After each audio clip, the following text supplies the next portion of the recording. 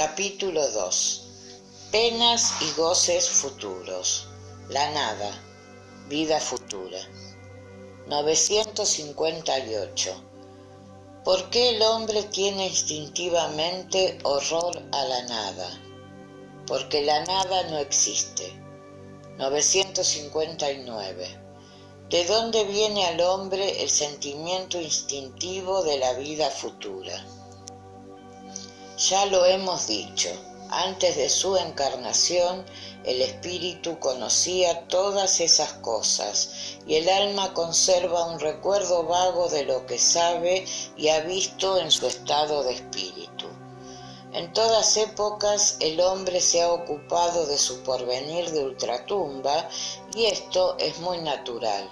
Cualquiera que sea la importancia que dé a la vida presente, no puede menos de considerar lo corta que es y precaria sobre todo, puesto que puede ser interrumpida a cada instante y nunca está cierto del día de mañana. ¿Qué se hace de él después del instante fatal?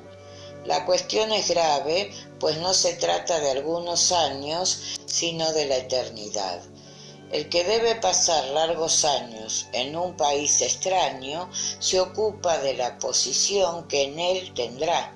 ¿Cómo no nos hemos de ocupar de la que tendremos al dejar este mundo, puesto que es para siempre?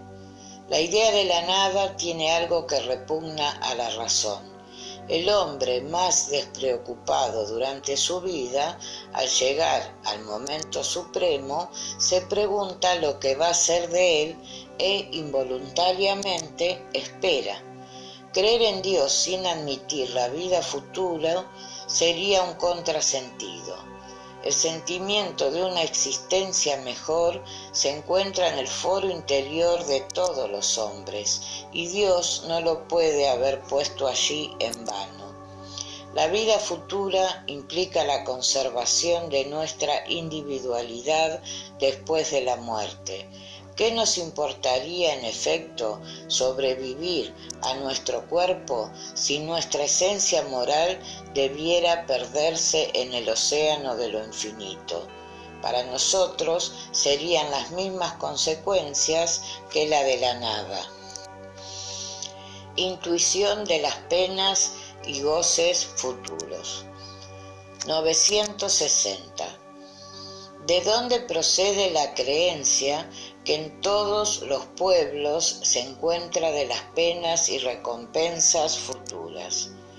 Siempre es lo mismo, presentimiento de la realidad dado al hombre por el espíritu encarnado en él, porque, sabedlo, no en vano os habla una voz interior. Vuestra desgracia es la de no escucharla siempre. Si pensaseis en ella bien a menudo, serías mejor. 961. ¿Cuál es el sentimiento que, en el acto de la muerte, predomina en el mayor número de los hombres? ¿La duda, el temor o la esperanza? La duda en los escépticos endurecidos, el temor en los culpables y la esperanza en los hombres de bien. 962. ¿Por qué hay escépticos, siendo así que el alma da al hombre el sentimiento de las cosas espirituales? Hay menos de los que se creen. Muchos se hacen los despreocupados por orgullo durante la vida, pero en el acto de morir no son tan fanfarrones. La consecuencia de la vida futura es la responsabilidad de nuestros actos. La razón y la justicia nos dicen que, en el reparto de la dicha a que aspira todo hombre, no pueden ser confundidos los buenos y los malvados. Dios no puede querer que los unos gocen sin trabajo de los bienes a que solo con esfuerzo y perseverancia llegan los otros. La idea que Dios nos da de su justicia y de su bondad por la sabiduría de sus leyes no nos permite creer que el justo y el malvado sean para Él iguales, ni dudar que reciban un día aquel la recompensa y éste el castigo del bien o del mal que hayan hecho.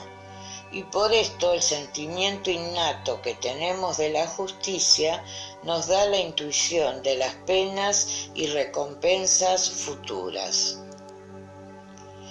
Intervención de Dios en las penas y recompensas. 963. ¿Dios se ocupa personalmente de cada hombre? ¿No es demasiado grande y nosotros demasiado pequeños para que cada individuo en particular tenga importancia a sus ojos? Dios se ocupa de todos los seres que ha creado, por pequeño que sean. Nada es demasiado pequeño para su bondad. 964. ¿Necesita Dios ocuparse de cada uno de nuestros actos para recompensarnos o castigarnos y no son insignificantes para Él la mayor parte de esos actos? Dios tiene sus leyes que arreglan todas vuestras acciones. Si las violáis, culpa vuestra es. Es indudable que cuando un hombre comete un exceso, Dios no pronuncia un fallo contra él para decirle, por ejemplo, has sido un glotón, voy a castigarte, pero ha trazado un límite. Las enfermedades y con frecuencia la muerte son consecuencia de los excesos. Este es el castigo que resulta de la infracción de la ley. En todo sucede lo mismo. Todas nuestras acciones están sometidas a las leyes de Dios. No hay ninguna, por insignificante que nos parezca, que no pueda ser violación de semejantes leyes. Si sufrimos las consecuencias de esa violación, no debemos quejarnos más que de nosotros mismos, que nos constituimos en artífices de nuestra dicha o desdicha futura. Esta verdad se hace sensible por medio del siguiente apólogo. Un padre da a su hijo educación e instrucción, es decir, los medios de saber conducirse. Cédele un campo para que lo cultive y le dice, esta marcha has de adoptar y además aquí tienes todos los aperos necesarios para que, haciendo fértil este campo, asegures tu subsistencia. Te he dado instrucción para que comprendas semejantes reglas. Si las sigues, tu campo te producirá mucho y te asegurará el descanso en la ancianidad. Si no, nada te producirá y morirás de hambre. Dicho esto, le deja obrar a su gusto. ¿No es cierto que el campo producirá en razón a los cuidados que se empleen en el cultivo y que toda negligencia redundará en perjuicio de la cosecha? El hijo será, pues, en su ancianidad feliz o desgraciado, según que haya seguido o descuidado la regla que su padre le ha trazado. Dios es más previsor aún, porque nos advierte a cada instante si hacemos mal o bien. Nos manda espíritus para que nos inspiren, pero nosotros no lo escuchamos. Hay también esta diferencia. Dios da siempre al hombre recursos en sus nuevas existencias para reparar sus pasados errores, mientras que el hijo de que hablamos carece de ellos si ha empleado mal su tiempo. Naturaleza de las penas y goces futuros. 965. Las penas y goces del alma después de la muerte. ¿Tienen algo de material?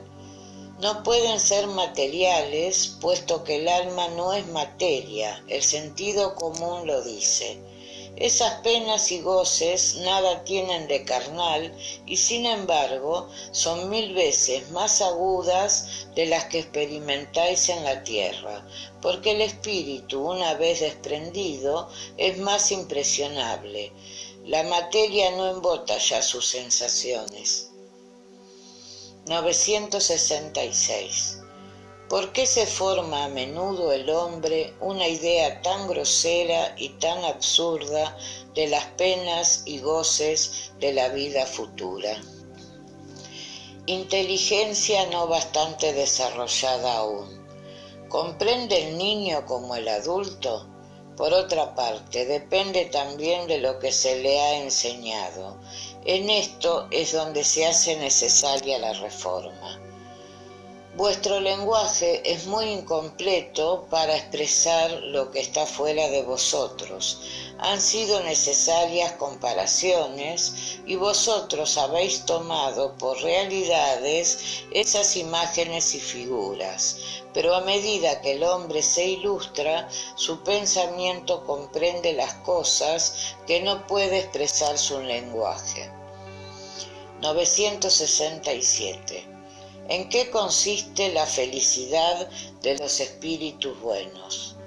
En conocer todas las cosas, en no tener ni odio, ni celos, ni envidia, ni ambición, ni ninguna de las pasiones que hacen desgraciados a los hombres. El amor que los une es para ellos origen de suprema felicidad. No experimentan ni las necesidades, ni los sufrimientos, ni las angustias de la vida material. Son felices por el bien que hacen. Por lo demás, la felicidad de los espíritus es siempre proporcionada a su elevación. Solo los espíritus puros gozan de la felicidad suprema, es cierto, pero todos los otros no son desgraciados. Entre los malos y los perfectos hay una infinidad de grados en que los goces son relativos al estado moral. Los que están bastante adelantados comprenden la felicidad de los que han llegado antes que ellos. Aspiran a ella, pero siendo ésta un objeto de emulación, no celosos. Saben que de ellos depende lograrla y con este fin trabajan, pero con la tranquilidad de la buena conciencia y son felices por no tener que sufrir lo que sufren los malos. 968. Colocáis la carencia de necesidades materiales en el número de las condiciones de felicidad de los espíritus, pero la satisfacción de semejantes necesidades ¿no es para el hombre origen de goces? Sí, los goces del bruto, y el no poder satisfacerlos es para ti un tormento. 969. ¿Qué debe entenderse cuando se dice que los espíritus puros están reunidos en el seno de Dios y ocupados en cantar sus alabanzas? Esa es una alegoría que pinta la inteligencia que tienen de las perfecciones de Dios, porque lo ven y lo comprenden. Pero que no debe tomarse literalmente como tampoco muchas otras. Desde el grano de arena todo canta, es decir, proclama el poder, la sabiduría y la bondad de Dios. Pero no creas que los espíritus bienaventurados estén en eterna contemplación. Esto sería una dicha estúpida y monótona y además la del egoísta, puesto que su existencia sería una inutilidad sin términos. Están libres ya de las tribulaciones de la existencia corporal, lo cual es un goce, y además, según tenemos dicho, conocen y saben todas las cosas y aprovechan la inteligencia que han adquirido para favorecer el progreso de los otros espíritus. Esta es su ocupación y al mismo tiempo un goce. 970. ¿En qué consisten los sufrimientos de los espíritus inferiores? Son tan variados como las causas que los han producido y proporcionados al grado de inferioridad como los goces lo son al de superioridad. Pueden resumirse así: envidiar todo lo que les falta para ser felices sin poder obtenerlos, ver la dicha sin poder alcanzarla, pesar, celos, rabia y desesperación producidos por lo que les priva de ser felices, remordimientos y ansiedad moral indefinibles. Desean todos los goces sin poder satisfacerlos, lo cual los atormenta. 971. ¿Es siempre buena la influencia que ejercen unos espíritus en otros? Buena siempre de parte de los espíritus buenos, no hay que decirlo, pero los espíritus perversos procuran alejar del camino del bien y del arrepentimiento a los que creen susceptibles de dejarse arrastrar y a quienes durante la vida han arrastrado al mal con frecuencia. De modo que la muerte no nos libra de la tentación. No, pero la acción de los espíritus malos es mucho menor en los otros espíritus que en los hombres, porque no tienen por auxiliares a las pasiones materiales. 972.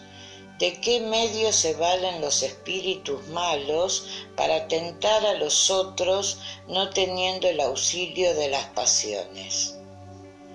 Si éstas no existen materialmente, existen aún en el pensamiento de los espíritus atrasados.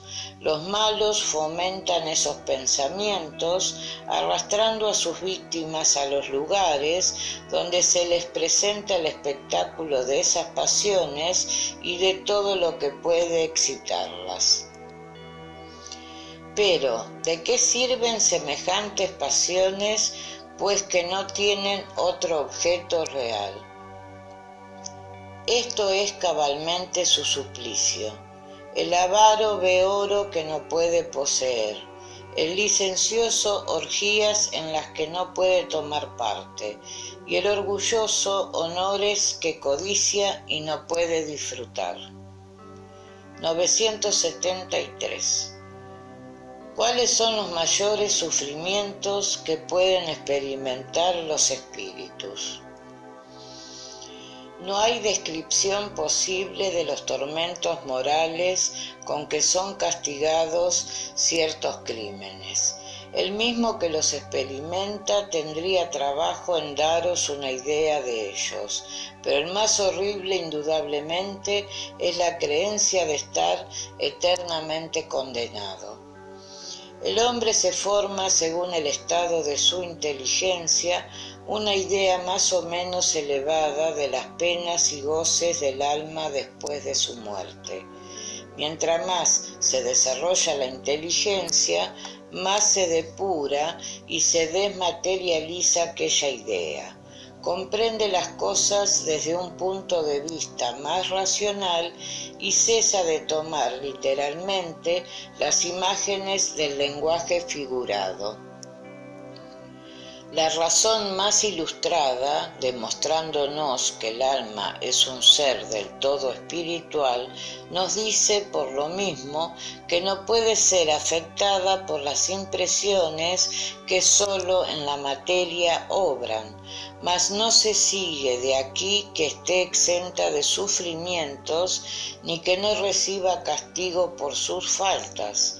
Las comunicaciones espiritistas producen el resultado de mostrarnos el estado futuro del alma no como una teoría, sino como una realidad, ponen ante nuestros ojos todas las peripecias de la vida de ultratumba, pero nos las ofrecen también como consecuencias perfectamente lógicas de la vida terrestres, y aunque desprovistas del aparato fantástico creado por la imaginación de los hombres, no son menos penosas para los que han hecho mal uso de sus facultades.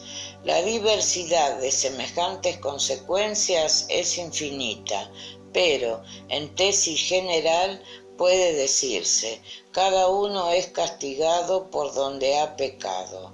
Así es que unos lo son por la vista incesante del mal que han hecho, otro por los pesares, el temor, la vergüenza, la duda, el alejamiento, las tinieblas, el alejamiento de los seres queridos, etc. 974. ¿De dónde procede la doctrina del fuego eterno? Imagen, como muchas otras, tomada de la realidad. Pero ese temor no puede producir buen resultado. Mira si contiene a muchos, aunque entre ellos que lo predican, si enseñáis cosas que más tarde rechaza la razón, producís una impresión que no será duradera ni saludable. El hombre, impotente para dar a comprender con su lenguaje la naturaleza de aquellos sufrimientos, no ha encontrado comparación más enérgica que la del fuego, porque para él el fuego es el tipo de los más crueles suplicios y el símbolo de la acción más enérgica.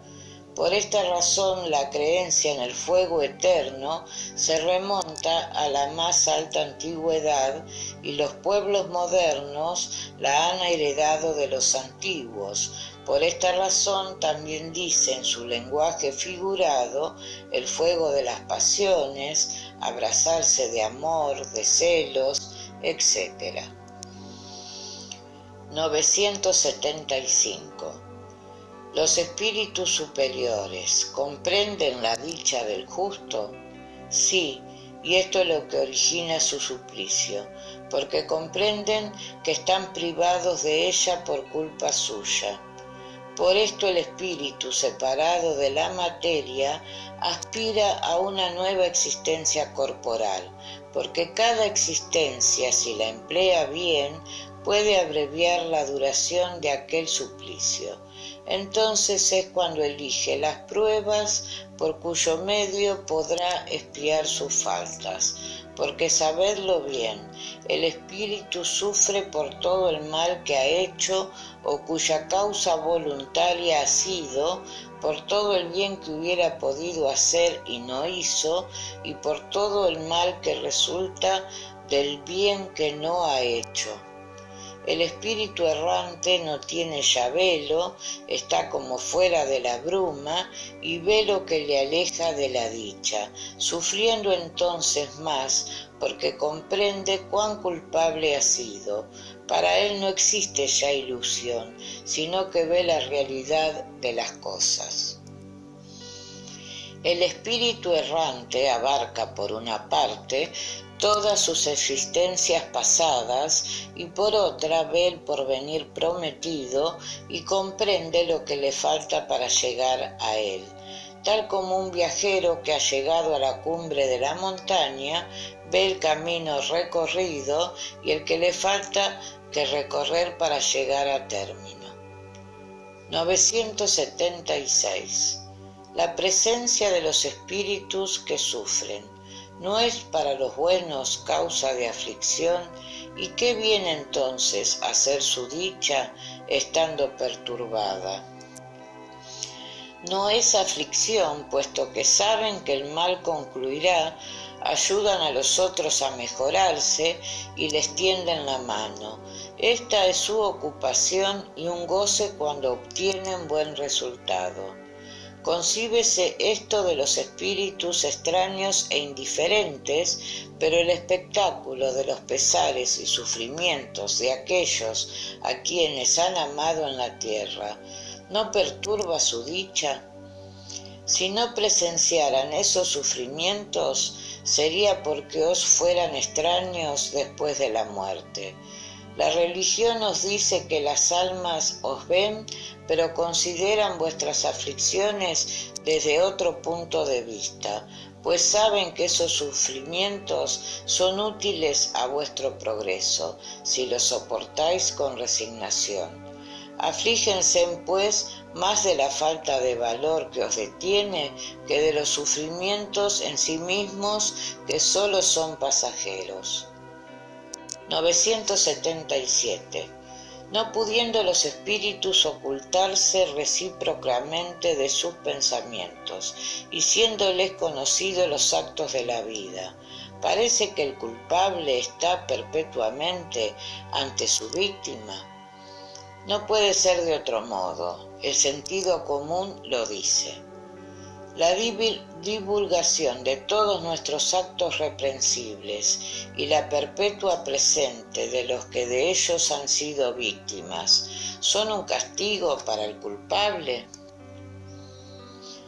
más grande de lo que se cree, pero hasta que haya expiado sus faltas ya como espíritu, ya como hombre en nuevas existencias corporales. Mostrándose a descubierto todo nuestro pasado, cuando estamos en el mundo de los espíritus, el bien y el mal que hayamos hecho serán igualmente conocidos. En vano querrá el que ha hecho mal sustraerse a la mirada de sus víctimas. La inevitable presencia de éstas serán para él un castigo y un remordimiento incesante hasta que haya expiado sus culpas, al paso que el hombre de bien, por el contrario, no encontrará por doquiera más que miradas amigas y benévolas. En la tierra no hay mayor tormento para el malvado que la presencia de sus víctimas, y por esto la evita sin cesar. ¿Qué no ha de ser, pues, cuando disipada la ilusión de las pasiones, comprenda el mal que ha hecho, vea descubiertos sus más secretos actos, desenmascarada su hipocresía, y no puede evitar ese espectáculo? Al paso que el alma del hombre perverso es presa de la vergüenza, del pesar y del remordimiento, la del justo goza de perfecta serenidad. 978. El recuerdo de las faltas que el alma haya podido cometer cuando era imperfecta no perturba su dicha aún después que se ha purificado. No, porque ha redimido sus faltas y salido victoriosa de las pruebas a que con este fin se había sometido. 979. Las pruebas que aún se han de sufrir para terminar la purificación no son para el alma una amenaza terrible que perturba su dicha. Para el alma impura aún sí, y por esto no puede disfrutar de una dicha perfecta, pero para la que está ya elevada, la idea de las pruebas que le restan por sufrir nada tiene de penoso. El alma que ha llegado ya a cierto grado de pureza participa ya de la dicha, penétrala un sentimiento de dulce satisfacción, es feliz por todo lo que ve y la rodea, descórrese para ella el velo de los misterios y de las maravillas de la creación, y las perfecciones divinas se le presentan en todo su esplendor. 980. El lazo simpático que une a los espíritus de un mismo orden es para ellos origen de felicidad. La unión de los espíritus que simpatizan para el bien es para ellos uno de los mayores goces, porque no temen ver perturbada esa unión por el egoísmo. Forman en el mundo completamente espiritual familias de un mismo sentimiento, y en esto es en lo que consiste la dicha espiritual. Como en vuestro mundo os agrupáis por categorías y disfrutáis de cierto placer cuando os veis reunidos. El afecto puro y sincero que experimentan y de que son objeto es origen de felicidad, porque no hay en ella amigos falsos o hipócritas. El hombre disfruta de las primicias de esa dicha en la tierra cuando encuentra almas con las cuales puede confundirse en pura y santa unión. En una vida más purificada, semejante dicha será inefable e ilimitada, porque no encontrará más que almas simpáticas a quienes no enfriará el egoísmo, porque todo es amor en la naturaleza y quien lo mata es el egoísmo. 981. ¿Hay en el estado futuro del espíritu alguna diferencia entre el que durante la vida temía la muerte y el que la ve con indiferencia y hasta con alegría? La diferencia puede ser muy grande, pero desaparece obstante ante las causas que engendran ese temor o ese deseo. Ya se la tema, ya se la desee, puede uno ser movido a ello por muy diversos sentimientos, y estos son los que influyen en el estado del espíritu. Es evidente, por ejemplo, que en el que desea la muerte solo porque en ella ve el término de sus tribulaciones, es ese deseo una especie de murmuración contra la providencia y contra las pruebas que ha de sufrir. 982. ¿Es preciso hacer profesión de espiritismo y de creer en las manifestaciones para asegurar nuestra suerte en la vida futura? Si así fuese, seguiríase que todos los que en él no creen o que no han estado en disposición de ilustrarse sobre el particular estarían desheredados, lo que es absurdo. El bien es lo que asegura la suerte venidera, y el bien es siempre bien, cualquiera que sea el camino que a él conduzca. La creencia en el espiritismo ayuda a mejorarnos fijando las ideas sobre ciertos puntos del porvenir, apresura el progreso de los individuos y de las masas porque nos permite hacernos cargo de lo que algún día seremos. Es un punto de apoyo, una luz que nos guía. El espiritismo enseña a soportar las pruebas con paciencia y resignación. Aparta de los hechos que pueden retardar la dicha futura, y así es como a ésta contribuye, pero no hay que decir que sin él no pueda conseguirse aquella. Penas temporales. 983. El espíritu que expía sus faltas en una nueva existencia no experimenta sufrimientos materiales, y si esto es así, ¿es exacto decir que después de la muerte solo sufrimientos morales experimenta el alma? Es cierto que, cuando el alma está reencarnada, son un sufrimiento para ella las tribulaciones de la vida, pero solo el cuerpo sufre materialmente. Con frecuencia decís del que ha muerto que ya no sufre, y esto no siempre es cierto.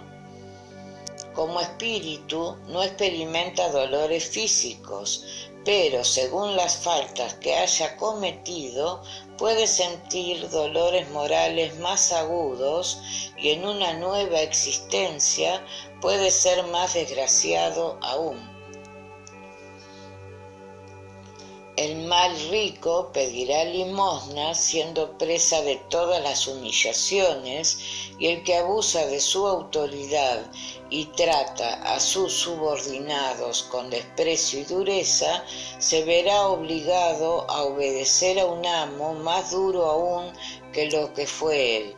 Todas las penas y tribulaciones de la vida son expiación de faltas de otra existencia, cuando no son consecuencia de las del actual.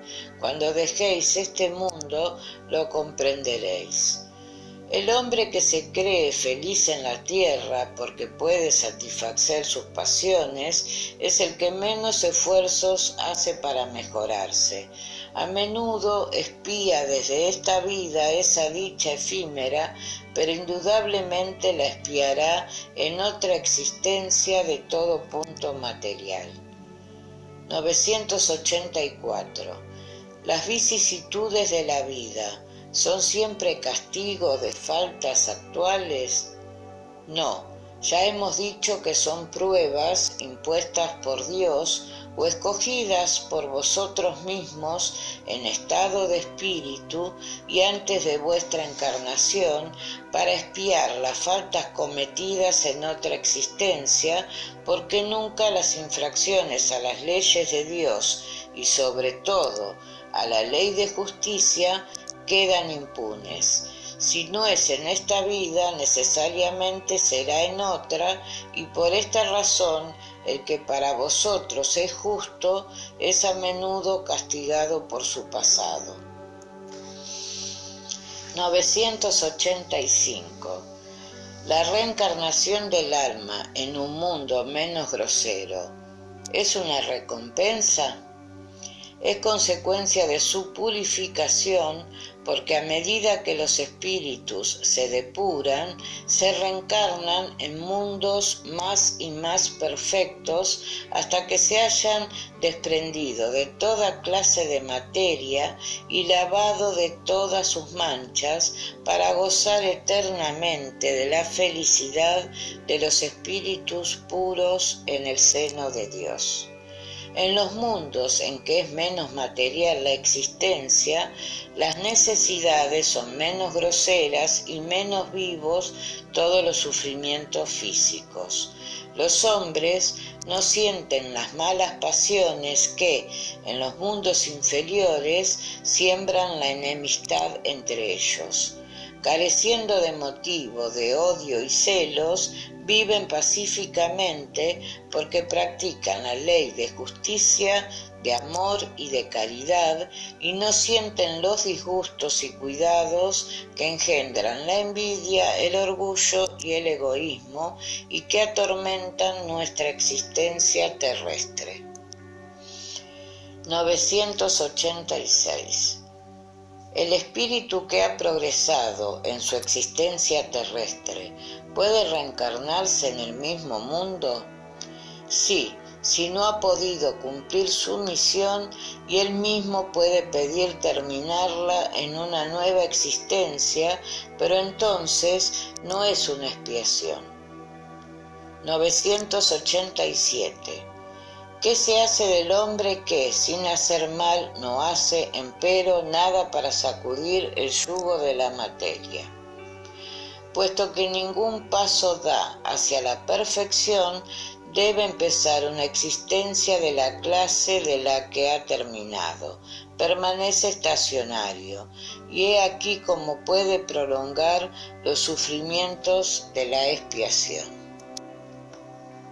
988. Hay personas cuya vida corre en completa calma y que, no teniendo que hacer nada por sí mismas, están libres de cuidados.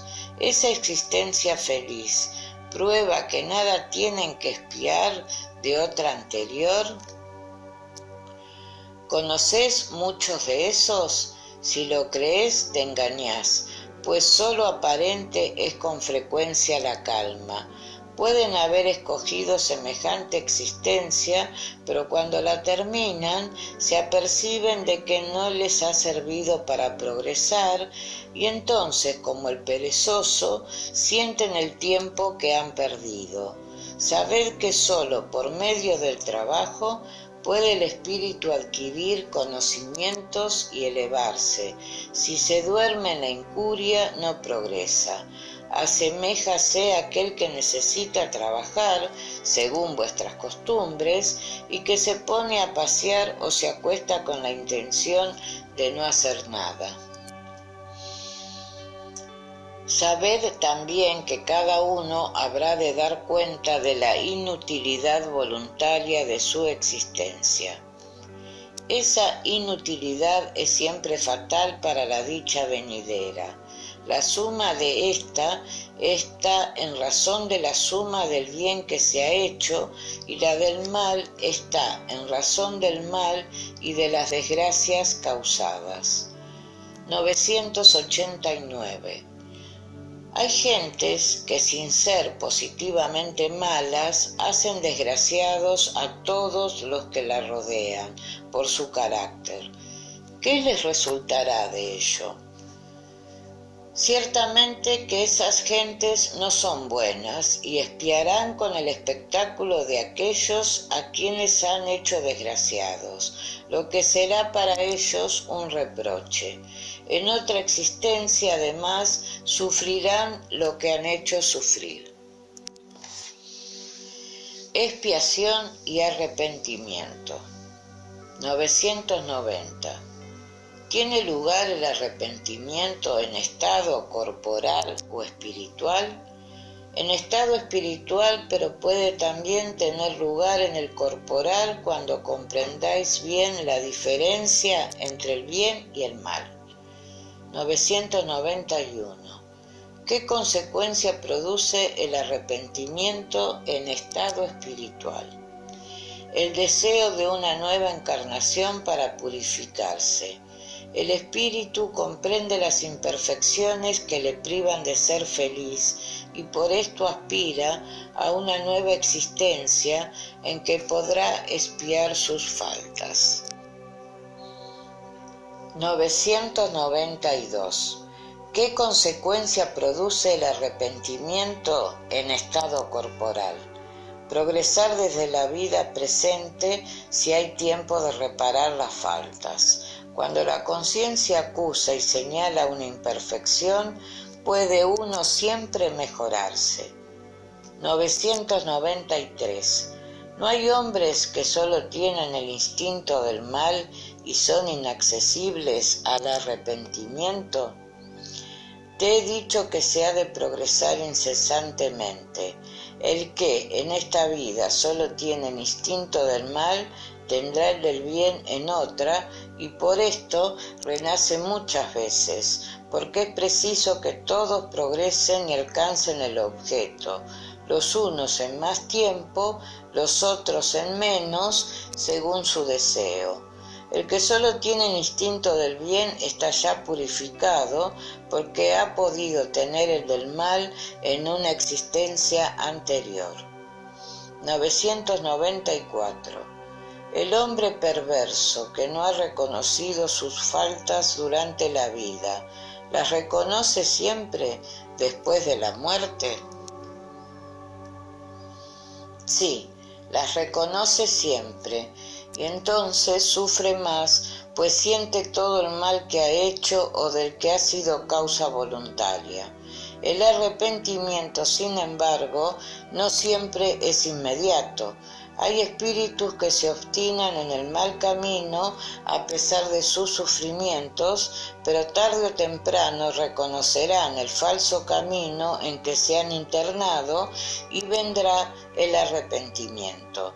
Para iluminarlos trabajan los espíritus buenos y con igual fin podéis trabajar vosotros. 995. ¿Hay espíritus que, sin ser malos, son indiferentes respecto de su suerte? Hay espíritus que en nada útil se ocupan, están a la expectativa, pero en tal caso sufren proporcionalmente y como en todo debe haber progreso, éste se manifiesta por medio del dolor. ¿No sienten deseos de abreviar sus sufrimientos? Sin duda lo sienten, pero no tienen bastante energía para querer lo que podría aliviarles. ¿Cuántos hay entre vosotros que prefieren morirse de hambre a trabajar? 996. Puesto que los espíritus ven el mal que les sobrevienen de sus imperfecciones, ¿a qué se debe que los que haya que agravan su posición y prolongan su estado de inferioridad, haciendo el mal como espíritus, alejando a los hombres del buen camino? Los que así obran son aquellos cuyo arrepentimiento es tardío. El espíritu que se arrepiente puede enseguida dejarse arrastrar nuevamente al camino del mal por otros espíritus más atrasados aún. 997. Se ven espíritus de notoria inferioridad accesibles a los buenos sentimientos y conmoverse con las oraciones que por ellos se hacen. ¿A qué se debe que otros espíritus, a quienes debiera creerse más ilustrados, demuestran un endurecimiento y un cinismo del que nada puede triunfar? La oración solo produce efecto en favor del espíritu que se arrepiente. El que, arrastrado por el orgullo, se subleva contra Dios y persiste en sus extravíos, exagerándolos aún, como hacen los espíritus desgraciados, no siente efecto alguno de la oración, ni lo sentirá hasta que se manifieste en él la luz del arrepentimiento. No debe perderse de vista que el espíritu, después de la muerte del cuerpo, no se transforma súbitamente. Si su vida ha sido reprensible, debe ser a que era imperfecto, y la muerte no le hace inmediatamente perfecto. Puede persistir en sus errores, en sus opiniones falsas, en sus preocupaciones, hasta que el estudio, la reflexión y el sufrimiento le ilustren. 998. ¿Se verifica la expiación en estado corporal o en estado de espíritu? La expiación se verifica en estado corporal por medio de las pruebas a que se somete el espíritu, y en la vida espiritual por medio de los sufrimientos morales inherentes al estado de inferioridad del espíritu. 999. El arrepentimiento sincero durante la vida. ¿Basta a borrar las faltas y a que Dios nos perdone? El arrepentimiento favorece el mejoramiento del espíritu, pero ha de expiarse el pasado. Sí, según esto, dijese un criminal que, puesto que debe en todo caso expiar su pasado, no tiene necesidad de arrepentirse. ¿Qué le sucedería? Si se obstina en malos pensamientos, su expiación será más larga y penosa. 1000. ¿Podemos redimir nuestras faltas en esta vida? Sí, reparándolas, pero no creáis redimirlas con algunas pueriles privaciones o haciendo donaciones para después de vuestra muerte, cuando ya no necesitáis lo que dais. Dios no hace caso alguno del arrepentimiento estéril, fácil siempre y que no cuesta otro trabajo que golpearse el pecho. La pérdida de un dedo haciendo un servicio borra más faltas que llevar el cilicio durante años enteros sin más objeto que la propia conveniencia. Solo con el bien se repara el mal, y ningún mérito tiene la reparación si no afecta al hombre ni en su orgullo ni en sus intereses materiales. ¿De qué le sirve para su justificación restituir después de su muerte los bienes mal adquiridos cuando vienen a serle inútiles y cuando de ellos se ha aprovechado? ¿De qué le sirven la privación de algunos goces fútiles y de algunas superfluidades si queda en pie el daño que ha causado? ¿De qué le sirve, en fin, humillarse ante Dios si conserva su orgullo para con los hombres? 1001. ¿No tiene ningún mérito asegurar para después de la muerte un empleo útil a los bienes que se poseen? Ningún mérito no es la palabra, pues siempre vale más algo que nada, pero está el mal en el que da para después de su muerte es a menudo más egoísta que generoso. Quiere disfrutar del honor del bien sin haberse tomado ningún trabajo. El que se priva viviendo aún tiene doble provecho, el mérito del sacrificio y el placer de ver a aquellos a quienes hace felices. Pero el egoísmo dice, lo que das te lo quitas a tus goces, y como aquel grita más que el desinterés y la caridad, el hombre conserva sus bienes con el pretexto de sus necesidades y de las exigencias de su posición. Compadeced al que no conoce el placer de dar, pues está desheredado de uno de los más puros y suaves goces. Dios, sometiéndole a la prueba de la fortuna, tan resbaladiza y peligrosa para su porvenir, ha querido darle como compensación la dicha de la generosidad de la cual puede disfrutar desde la tierra. 1002. ¿Qué debe hacer el que, en artículo de muerte, reconoce sus faltas y no tiene tiempo de repararlas? ¿Basta el arrepentimiento en este caso? El arrepentimiento apresura su rehabilitación, pero no le absuelve. ¿Acaso no tiene ante sí el porvenir que nunca le es negado? Duración de las penas futuras. 1003. La duración de los sufrimientos del culpable en la vida futura. ¿Es arbitraria o está subordinada a alguna ley? Dios no obra nunca por capricho y todo el universo está regido por leyes en que se revelan su sabiduría y su bondad. 1004. ¿En qué se basa la duración de los sentimientos del culpable?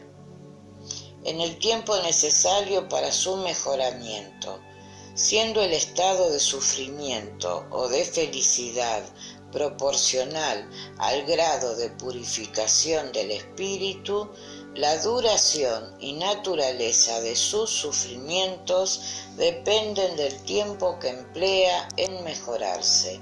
A medida que progresa y que se purifican sus sentimientos, disminuyen sus sufrimientos y cambian de naturaleza. San Luis. 1005. Al espíritu que sufre, ¿le parece el tiempo tan largo o menos que si cuando vivía en la tierra? Antes le parece más largo.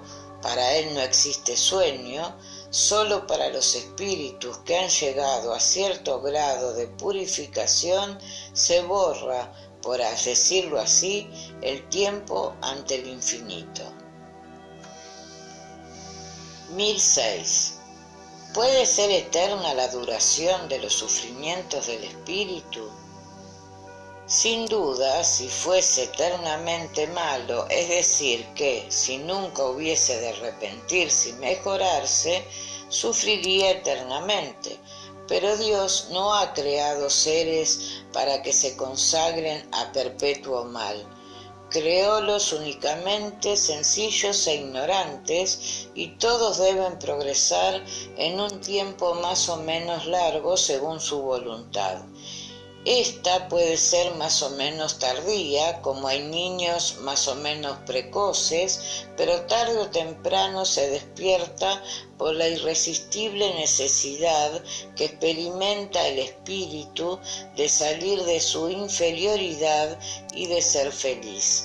La ley que rige la duración de las penas es, pues, eminentemente sabia y benévola, puesto que subordina esta duración a los esfuerzos del espíritu, jamás le priva de su libre albedrío, y si hace mal uso de él, sufre las consecuencias. San Luis. 1007. ¿Hay espíritus que nunca se arrepienten? Los hay cuyo arrepentimiento es muy tardío, pero pretender que nunca mejorarán equivaldría a negar la ley del progreso y a decir que el niño no llegará a ser adulto. San Luis. 1008. La duración de las penas depende siempre de la voluntad del espíritu y no las hay que le son impuestas por determinado tiempo. Sí, pueden serle impuestas penas por algún tiempo, pero Dios, que solo quiere el bien de sus criaturas, acoge siempre el arrepentimiento y nunca es estéril el deseo de mejorarse. San Luis.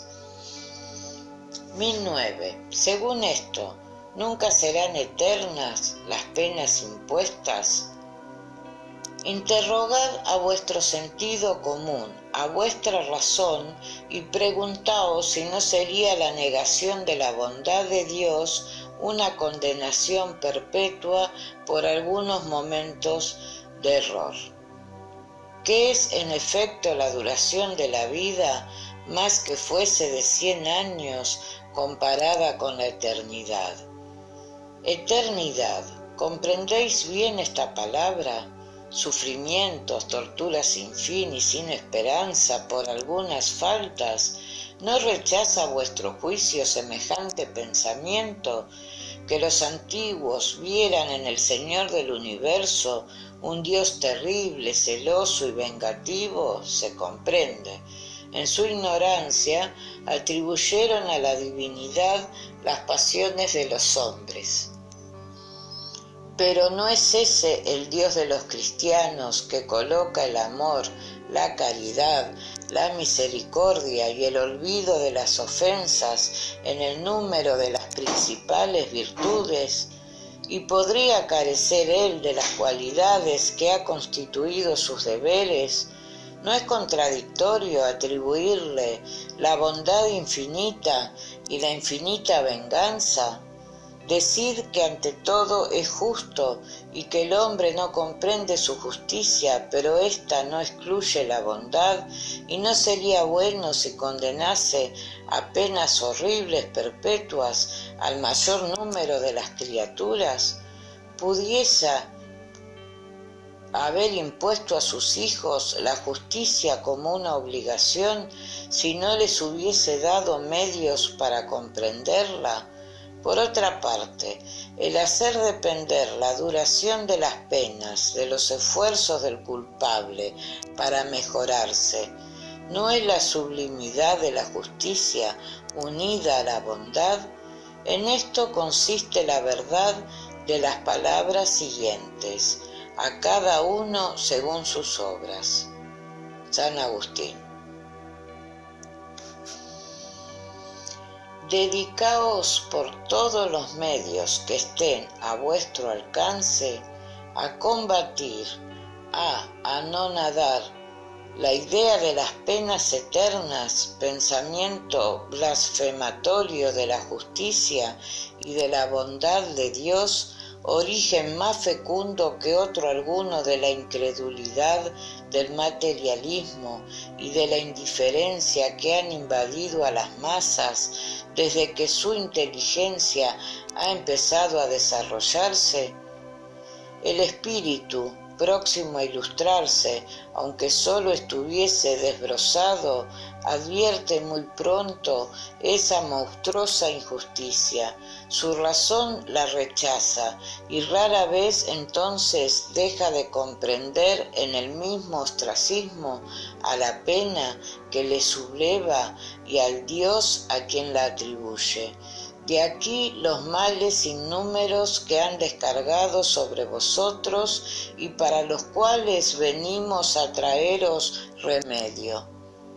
La tarea que os indicamos os será tanto más fácil en cuanto las autoridades en que se apoyan los defensores de semejante creencia han rehuido todas su declaración formal sobre el particular. Ni los concilios ni los padres de la Iglesia han decidido esta cuestión. Sí, según los mismos evangelistas y tomando literalmente las palabras emblemáticas de Cristo, amenaza a los culpables con un fuego inextinguible, eterno.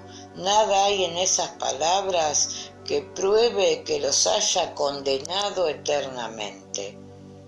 Pobres ovejas descarriadas, aprended a ver cómo llega a vosotros el buen pastor, que, lejos de querer desterraros para siempre de su presencia, sale a vuestro encuentro para volveros a llevar al redil. Hijos pródigos, abandonad vuestro destierro voluntario, encaminad vuestros pasos a la morada paterna. El Padre os tiende siempre los brazos y siempre está dispuesto a celebrar vuestro regreso a la familia. Lamennais. Cuestiones de palabra. Cuestiones de palabra. ¿Aún no habéis hecho derramar bastante sangre? ¿Es, pues, necesario volver a encender las hogueras? Se discute sobre las palabras, eternidad de las penas, eternidad de los castigos. ¿Y acaso no sabéis que lo que vosotros entendéis por eternidad no era entendido del mismo modo por los antiguos? Que consulten los teólogos los orígenes y como todos vosotros descubrirán que el texto hebreo no daba el mismo significado a la palabra que los griegos, los latinos y los modernos han traducido por penas sin fin irremisibles. La eternidad de los castigos corresponde a la eternidad del mal. Sí, mientras el mal exista entre los hombres, subsistirán los castigos. Importa interpretar en sentido relativo los textos sagrados, no en sentido absoluto.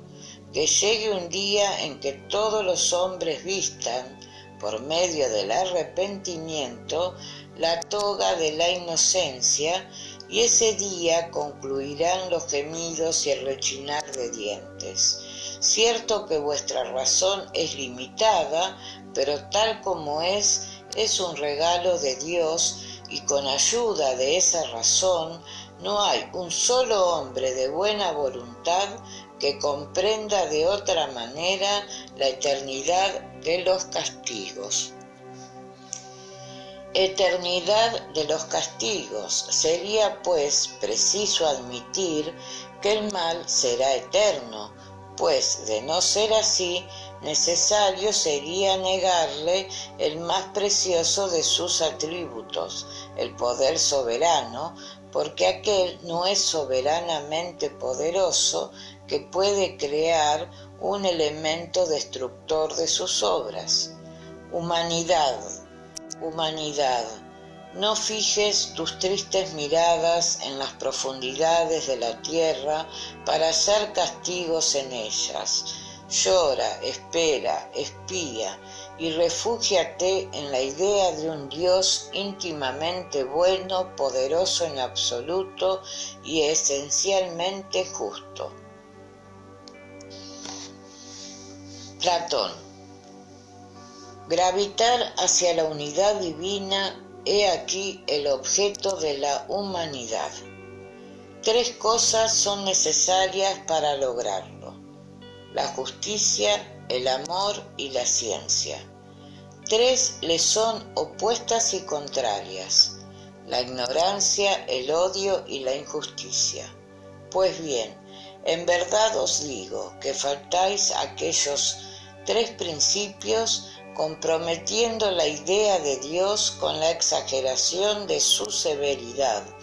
La comprometéis doblemente, dejando penetrar en el espíritu de la criatura la creencia de que existe en ella más clemencia, mansedumbre, amor y verdadera justicia que no atribuís al ser infinito, y destruís la idea del infierno, haciéndolo ridículo e inadmisible a vuestras creencias, como lo es a vuestros corazones el horrible espectáculo de los verdugos, hogueras y tormentos de la Edad Media. Pues que, cuando la era de las ciegas represalias ha sido desterrada para siempre de las legislaciones humanas, ¿esperáis conservarla en el ideal? Oh, creedme, hermanos, en Dios y en Jesucristo. Creedme, o resignaos a ver perecer en vuestras manos todos los dogmas antes que dejarlos variar, o bien vivificadlos abriéndolos a los bienhechores efluvios que en estos momentos derraman los buenos. La idea del infierno con sus hornos ardientes y bullidoras calderas puede ser tolerada, es decir, perdonable en un siglo de hierro, pero en el actual no es más que un fantasma que solo sirve para espantar a los niños y en el que no creen estos cuando llegan a hombres. Insistiendo en esa horrorosa mitología, engendráis la incredulidad madre de toda desorganización social, porque temo ver todo un orden social conmovido y hundido por falta de sanción penal. Hombres de fe ardiente y viva vanguardia del día de luz a la obra, pues, no para mantener vetustas y ya desacreditadas fábulas, sino para reanimar y vivificar la verdadera sanción penal bajo formas apropiadas a vuestras costumbres, a vuestros sentimientos y a las luces de vuestra época. ¿Quién es en efecto culpable? El que por un extravío, por un movimiento falso del alma, se separa del objeto de la creación, que consiste en el culto armonioso de lo bello y de lo bueno, idealizado por el arquetipo humano, por el hombre Dios, por Jesucristo. ¿Qué es el castigo? La consecuencia natural que deriva de aquel movimiento falso, una suma de dolores necesarios para apartar al hombre de la deformidad por medio de la experimentación del sufrimiento. El castigo es el aguijón que excita al alma por medio de la amargura a reconcentrarse en sí misma y a volver a los dominios del bien. El castigo no tiene más objeto que la rehabilitación, la emancipación. Querer que el castigo de una falta no eterna sea eterno equivale a negarle toda su razón de ser. Oh, en verdad os lo digo, cesad de poner en parangón respecto de su eternidad al bien, esencia del Creador, con el mal, esencia de la criatura. Esto equivale a crear una penalidad injustificable, asegurar por el contrario la amortización gradual de los castigos y penas por medio de las transmigraciones y consagraréis con la razón unida al sentimiento la unidad divina. Pablo, apóstol. Se quiere excitar al hombre al bien y alejarle del mal con el incentivo de las recompensas y el temor de los castigos. Pero si estos se pintan de modo que la razón se niegue a creerlos, no tendrán en aquel ninguna influencia y lejos de conseguir su objeto, hará que el hombre lo rechace todo, la forma y el fondo. Preséntese, por el contrario, de una manera lógica y no lo rechazará. el espiritismo ofrece esa explicación. La doctrina de las penas eternas en absoluto convierte al Ser Supremo en un Dios implacable. Sería lógico decir de un soberano que es muy bueno, muy bienhechor, muy indulgente y que no quiere más que la dicha de los que le rodean, pero es al mismo tiempo celoso, vengativo, inflexible en su rigor y que condena la última pena a las 3/4 partes de sus súbditos por una ofensa o infracción a sus leyes, aun a aquellos que faltaron por no conocerlas? ¿No sería esta una contradicción? ¿Y será Dios menos bueno que un hombre? También existe otra contradicción. Puesto que Dios lo sabe todo, sabía al crear un alma que pecaría y por lo tanto ha sido condenada desde su formación a eterna desgracia. ¿Es posible esto? ¿Es racional? Con la doctrina de las penas relativas, todo se justifica. Dios sabía indudablemente que el alma delinquiría, pero le da medios de ilustrarse por su propia experiencia y por sus mismas faltas. Es preciso que expíe sus errores para afirmarse más en el bien, pero la puerta de la esperanza no le es cerrada para siempre, y Dios hace depender al instante de su emancipación de los esfuerzos que hace para llegar a ella. Esto lo puede comprender todo el mundo y lo puede admitir la más rigurosa lógica. Si bajo este aspecto hubiesen sido presentadas las penas futuras, habría menos escépticos.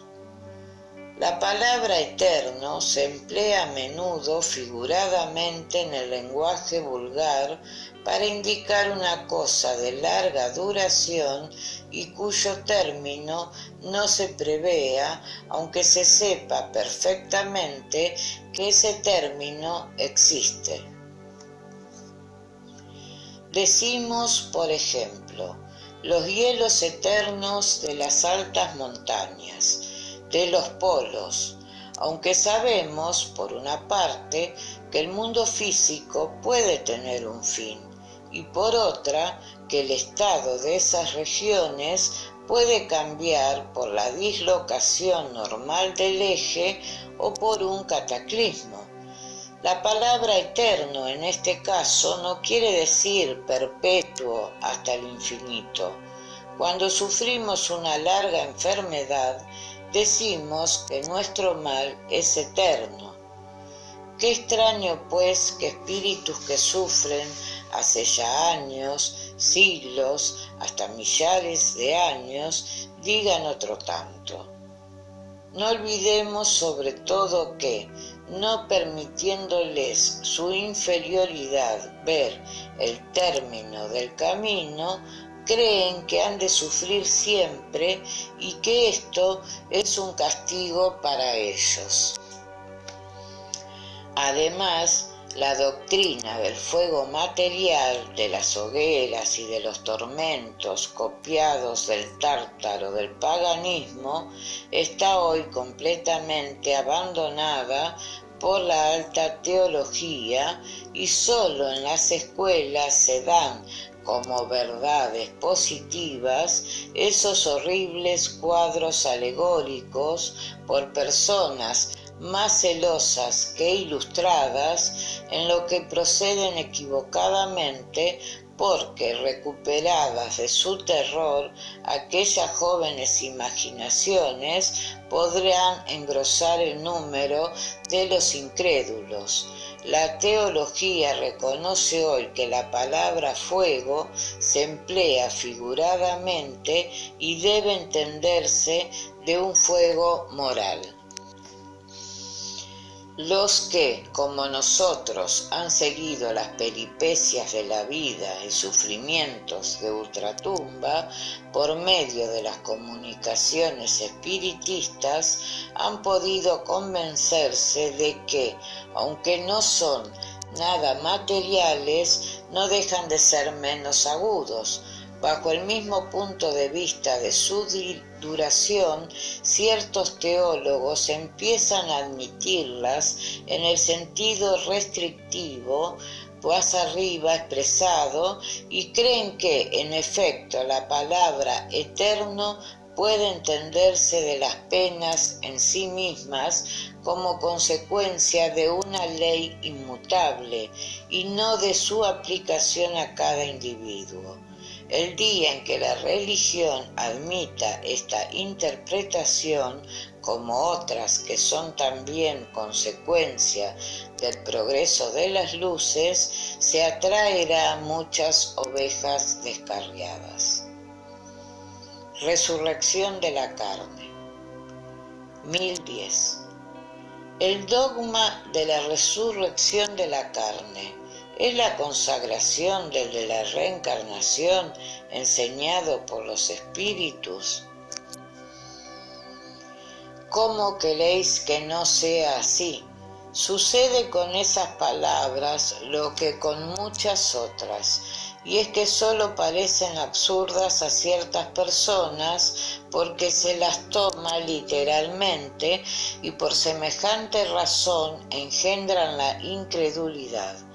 Pero darles una interpretación lógica y aquellos a quienes llamáis libres pensadores las admitirán sin dificultad, por lo mismo que reflexionan. Porque no lo dudéis, esos libres pensadores no desean otra cosa que creer. Tienen como los demás, acaso más, sed del porvenir, pero no pueden admitir lo que la ciencia rechaza, la doctrina de la pluralidad de existencias es conforme a la justicia de Dios. Solo ella puede explicar lo que es inexplicable sin ella. ¿Cómo queréis, pues, que ese principio no esté consignado en la misma religión? Así pues, la misma Iglesia, con el dogma de la resurrección de la carne, enseña la doctrina de la reencarnación. Evidentemente, por otra parte, esa doctrina es consecuencia de muchas cosas que han pasado desapercibidas y que dentro de poco serán comprendidas en este sentido. No tardará mucho en reconocerse que el espiritismo salta a cada paso del texto mismo de las escrituras sagradas. Los espíritus no vienen, pues, a destruir la religión como pretenden algunos. Vienen, por el contrario, a confirmarla, a sancionarla con irrecusables pruebas. Mas, como ha llegado el tiempo de no usar ya el lenguaje figurado, se expresan sin alegorías y dan a las cosas un sentido claro y preciso que no pueda ser objeto de ninguna falsa interpretación. He aquí por qué dentro de poco tendréis gentes más sinceramente religiosas y creyentes que no tenéis hoy. San Luis.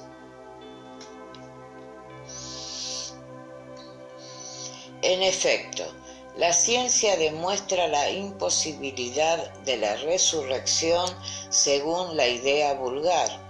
Si los restos del cuerpo humano continuasen siendo homogéneos, aunque fuesen dispersados y reducidos a polvo, aún se concebiría su reunión en un tiempo dado, pero no pasan así las cosas.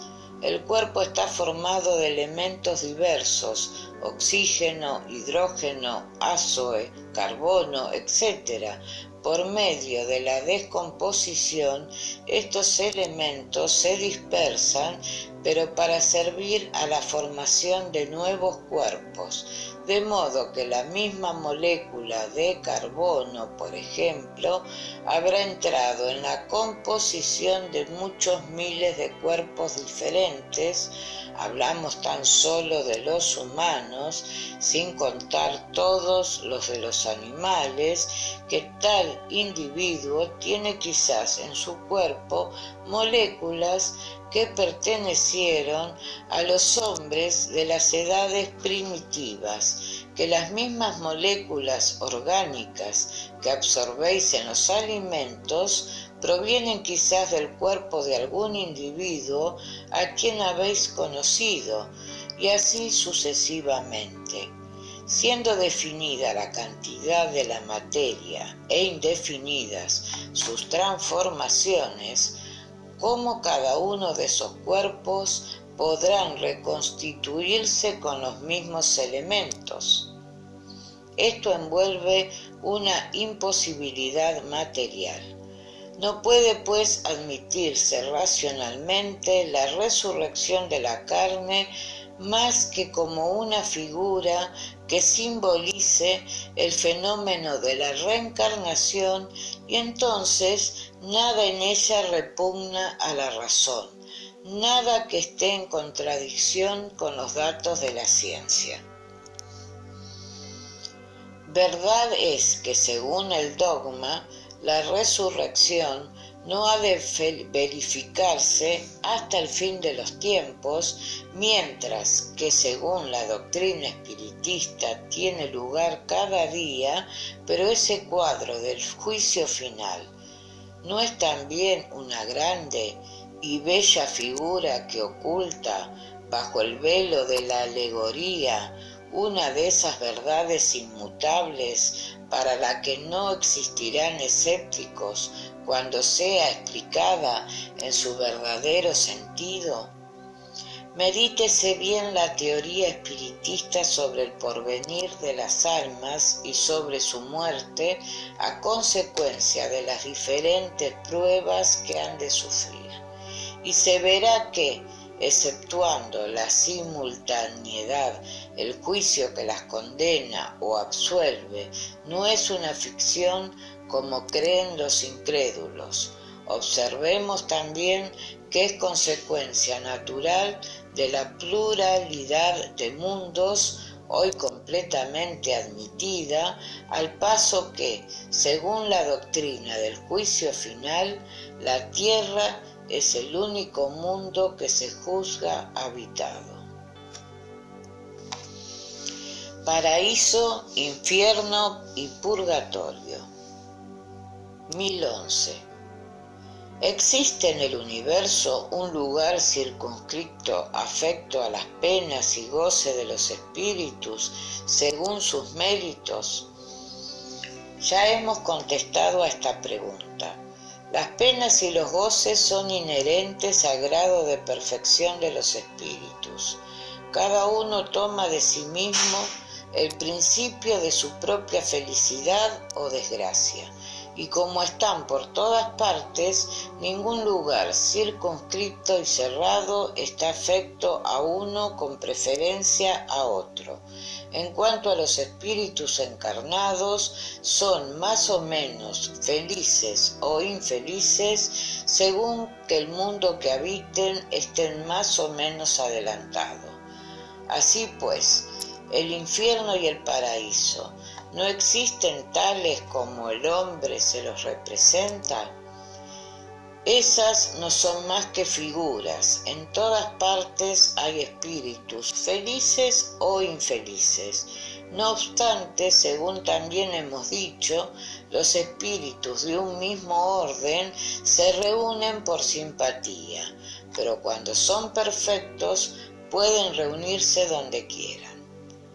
La localización absoluta de los lugares de castigos y recompensas no existe más que en la imaginación de los hombres, y proviene de la tendencia de estos a materializar y circunscribir las cosas cuya esencia infinita no pueden comprender.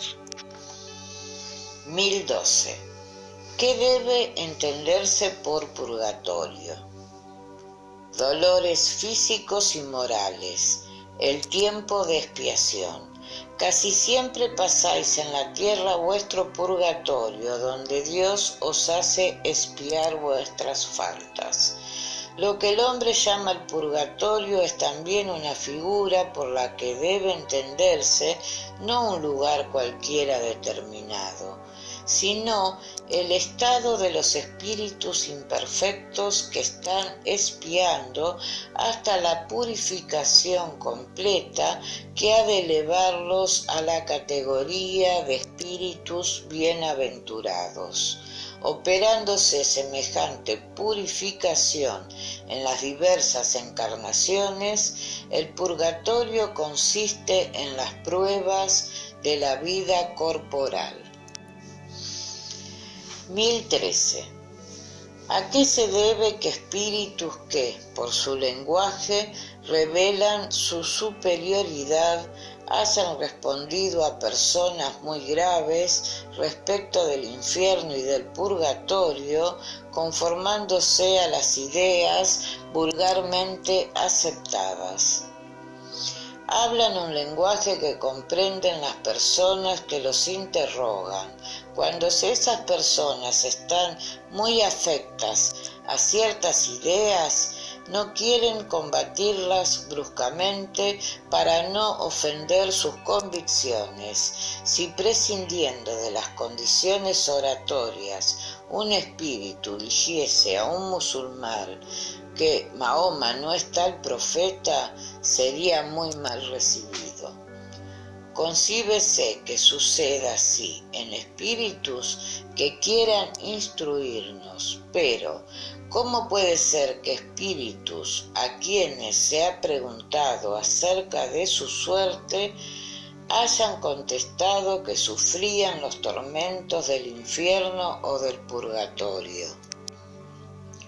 Cuando son inferiores y no están completamente desmaterializados, conservan una parte de sus ideas terrestres y expresan sus impresiones en los términos que les son familiares. Se encuentran en un centro que solo a medias les permite sondear el porvenir, y esto es causa de que a menudo espíritus errantes o recientemente desprendidos hablen como durante su vida lo hubiesen hecho.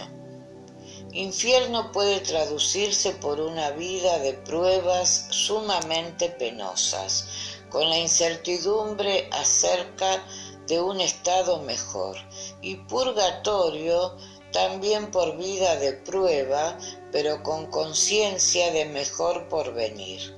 Cuando sufres un gran dolor, ¿no dices que sufres como un condenado? Estas no son más que palabras figuradas. 1014. ¿Qué debe entenderse por un alma en pena? Un alma errante que sufre incierta de su porvenir y a la cual podéis procurar algún alivio que con frecuencia solicita cuando con vosotros se comunica. 1015. ¿En qué sentido debe entenderse la palabra cielo? ¿Crees tú que es un lugar como los campos elíseos de los antiguos, en que estaban hacinados en desorden los espíritus buenos, sin más cuidado que el de saborear eternamente una felicidad pasiva? No, es el espacio universal, los planetas, las estrellas y todos los mundos superiores, donde disfrutan los espíritus de todas sus facultades sin sentir las tribulaciones de la vida material ni las angustias inherentes a la inferioridad. 1016. Ciertos espíritus han dicho que habitaban el cuarto, el quinto cielo, etc. ¿Qué entienden por eso? Vosotros les preguntáis qué cielo habitan, porque tenéis la idea de muchos cielos ordenados como los pisos de una casa, y ellos os contestan acomodándose a vuestro lenguaje. Pero para ellos estas palabras, cuarto y quinto cielo, expresan diferentes grados de purificación y de dicha por consiguiente. Sucede lo mismo que cuando se pregunta a un espíritu si está en el infierno. Si es desgraciado, contestará afirmativamente, porque para él el infierno es sinónimo de sufrimiento, pero sabe perfectamente que aquel no es un horno. Un pagano hubiese dicho que estaba en el Tártaro. Lo mismo sucede con otras expresiones, análogas tales como las de Ciudad de las Flores, de los elegidos, primera, segunda o tercera esfera, etc., que no son más que alegorías empleadas por ciertos espíritus, ya como figuras, ya por ignorancia, a veces de la realidad de las cosas y aún de las más sencillas nociones científicas. Según la idea estrecha que se tenía en otros tiempos de los lugares de penas y recompensas, y sobre todo opinando que la tierra era el centro del universo, que el cielo formaba una bóveda y que existía una región de las estrellas, se colocaba el cielo en lo alto y el infierno en lo bajo, y de aquí las expresiones: subir al cielo, estar en lo más alto de los cielos, ser precipitado en el infierno. Hoy que la ciencia ha demostrado que la Tierra solo es uno de los más pequeños mundos, sin importancia especial, entre otros tantos millones que ha trazado la historia de su formación y descrito su constitución, probado que el espacio es infinito, que en el universo no hay alto ni bajo, ha sido necesariamente forzoso desistir de colocar el cielo encima de las nubes y en los lugares bajos el infierno. En cuanto al purgatorio, ningún sitio se le había señalado. Estaba reservado al espiritismo el dar de todas esas cosas la explicación más racional, más grandiosa y al mismo tiempo más consoladora para la humanidad. Así pues, podemos decir que nosotros mismos llevamos nuestro infierno y nuestro paraíso. Nuestro purgatorio lo hallamos en nuestra encarnación, en nuestras vidas corporales o físicas. 1017.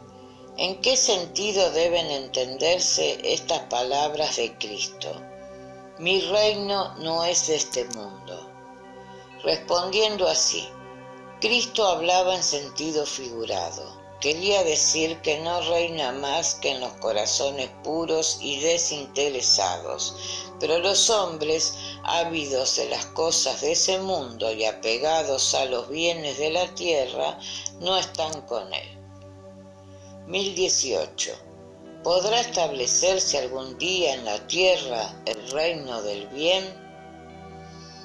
El bien reinará en la tierra cuando entre los espíritus que vengan a habitarla, los buenos se sobrepondrán a los malos, y entonces harán reinar en ella el amor y la justicia, que son el origen del bien y de la felicidad. Por el progreso moral y por la práctica de las leyes de Dios, atraerá el hombre a la tierra los espíritus buenos y alejará a los malos, pero éstos no la abandonarán hasta que el hombre no destierre el orgullo y el egoísmo.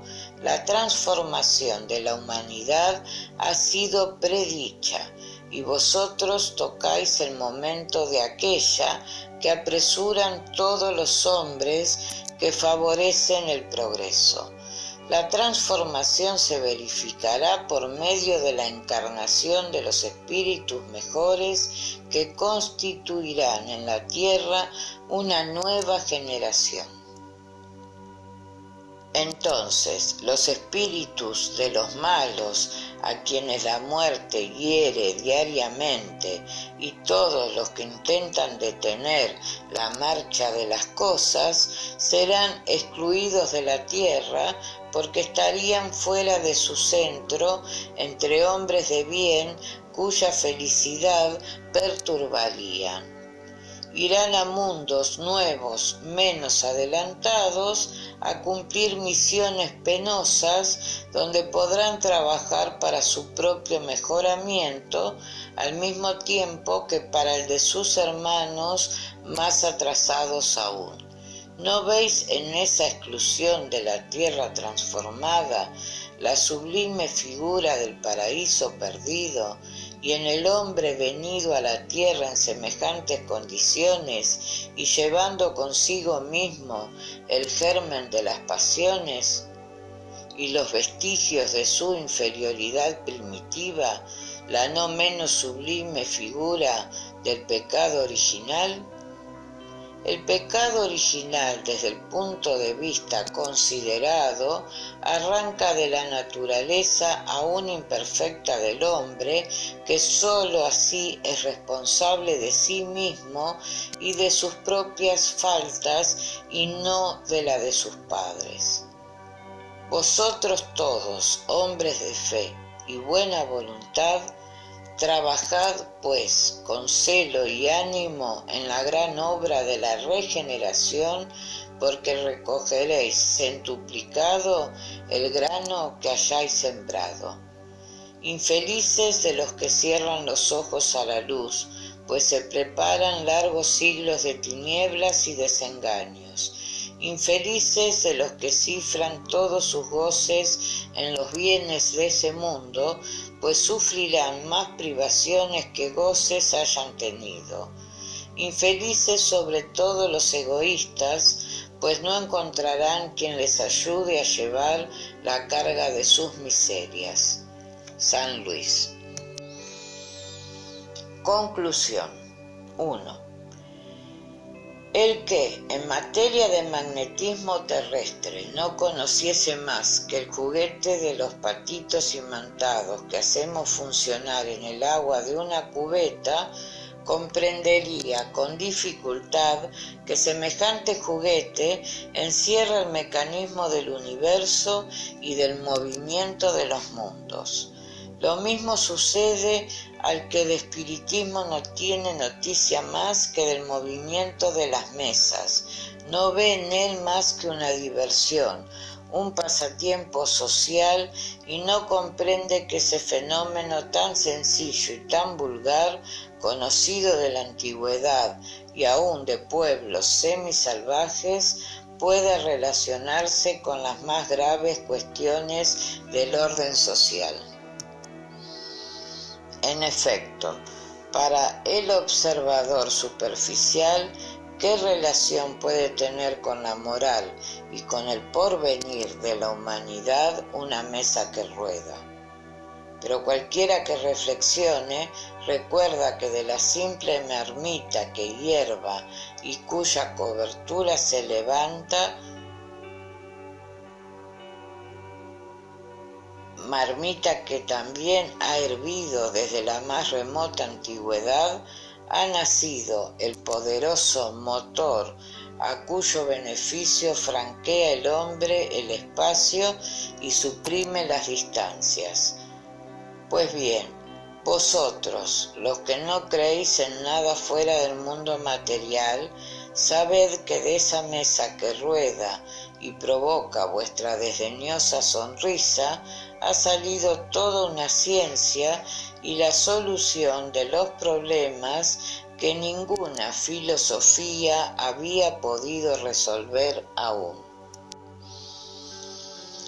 Hago un llamamiento a todos los adversarios de buena fe y les conjuro que digan si se han tomado el trabajo de estudiar lo que critican, porque en buena lógica no tiene valor mientras que su autor no conozca aquello de que habla.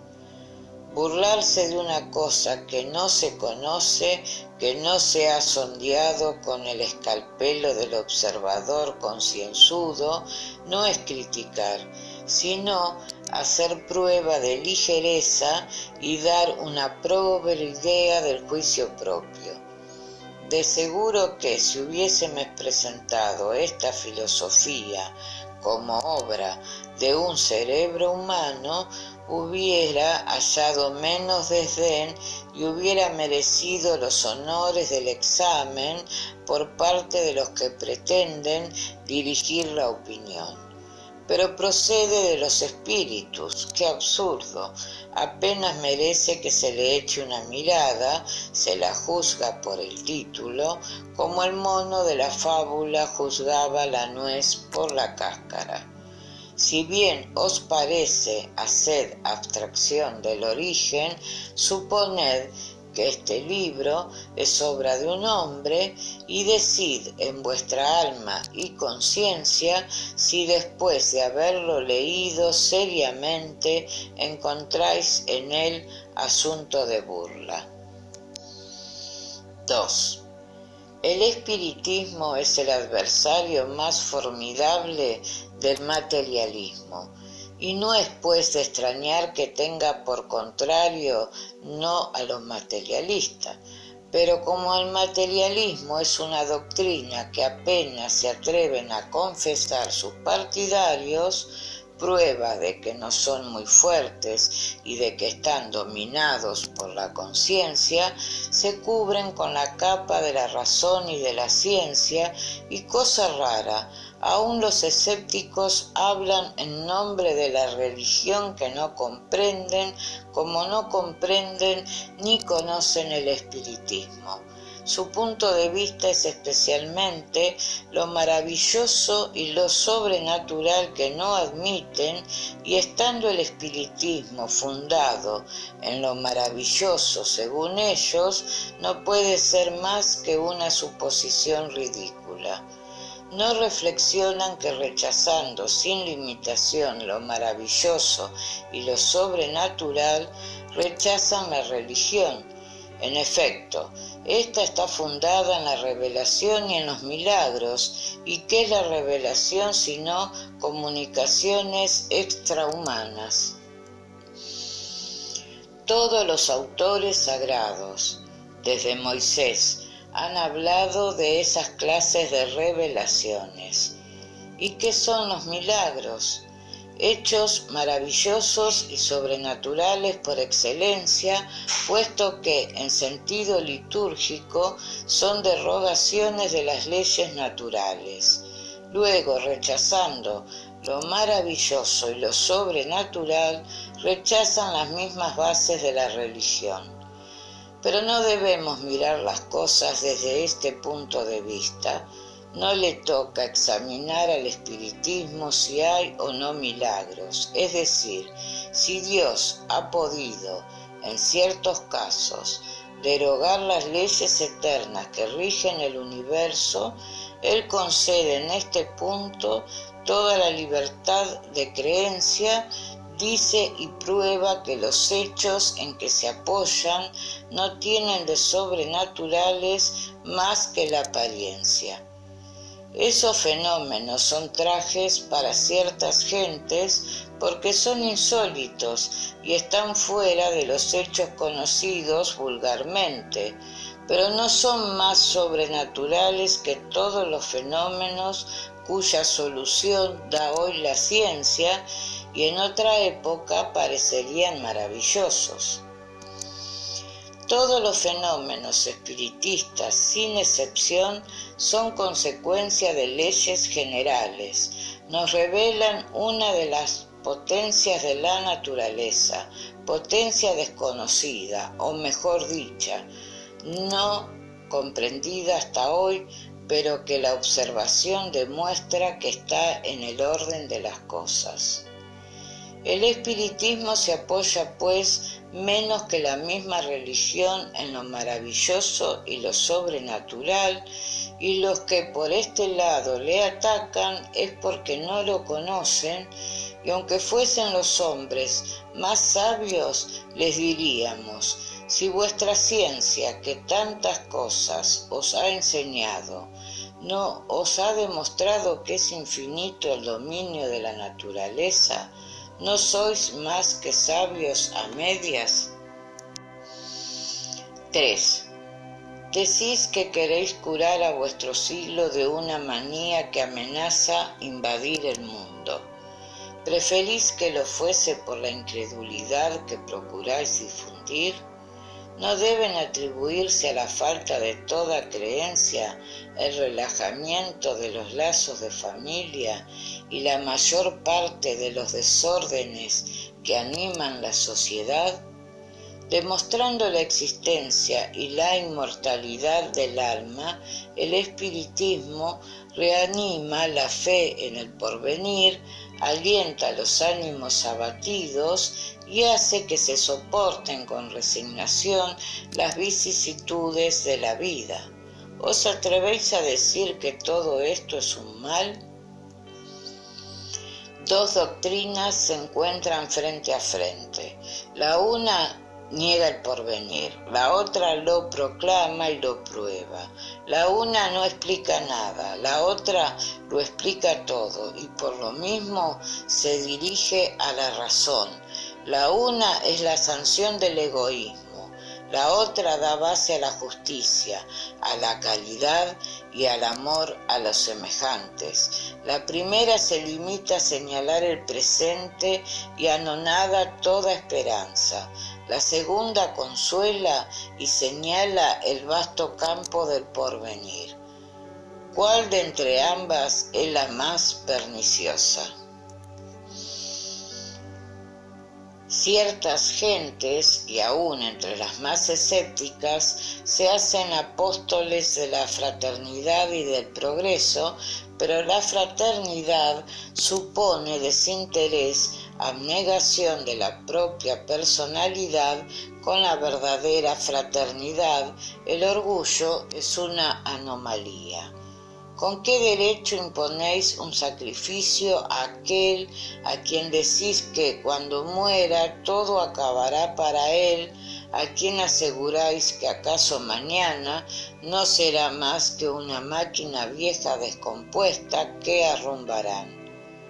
¿Qué razón tiene para imponerse un sacrificio cualquiera que él sea? ¿No es más cuerdo que durante los cortos momentos de vida que le concedéis, procure pasarlo del mejor modo posible? Y de aquí el deseo de poseer mucho para gozar más. De este deseo nacen los celos contra los que poseen más que él. Y de esos celos a la tentación de apoderarse de lo de aquellos, no hay más que un paso. ¿Qué le detiene? ¿La ley? Pero ésta no abraza todos los casos. ¿Diréis que la conciencia, el sentimiento del deber? ¿Pero en qué basáis este sentimiento? ¿Tiene alguna razón de ser dada la creencia de que todo acaba con la vida? Con semejante creencia, solo una máxima es racional, y es esta: cada uno para sí.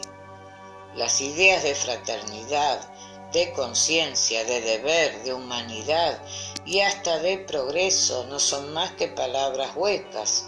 Oh, vosotros los que tales doctrinas proclamáis, vosotros no sabéis todo el mal que hacéis a la sociedad, ni los crímenes cuya responsabilidad os asumís. Pero, ¿qué hablo de responsabilidad? Para el escéptico no existe responsabilidad, pues solo a la materia rinde tributo. 4.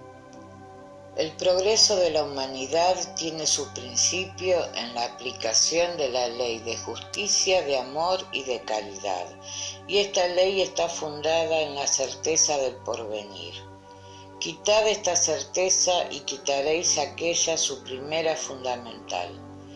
De semejante ley derivan todas las otras, porque ella contiene todas las condiciones de la felicidad del hombre.